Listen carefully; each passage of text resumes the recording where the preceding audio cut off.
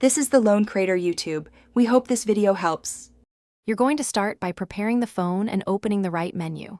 Make sure the battery is above 20% and you're on Wi-Fi, then tap Settings. Once in Settings, go straight to Apps or Notifications depending on your Samsung model so you can find the source.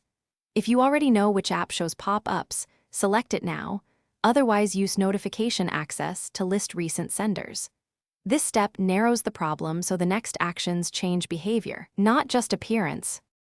Now you'll stop the pop-ups at their source by changing app permissions and notification settings.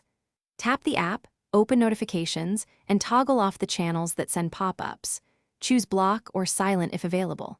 Then go to advanced or permissions and turn off allow pop-ups, draw over other apps, or display over other apps so the app can't overlay your screen. If it still runs in background, restrict background data or battery usage to limit its activity. These changes remove intrusion. Finish by cleaning and verifying the fix so pop-ups don't return. Uninstall any suspicious or unused apps first. If unsure, restart into safe mode, which disables third-party apps so you can confirm the issue is gone. Clear the offending app's cache and data, then restart the phone and install available updates. If pop-ups persist, run a malware scan with a trusted scanner. As a last resort, backup data and perform a factory reset. If you use safe mode, make sure to test before drastic steps. Thanks for watching. Consider subscribing if we helped you.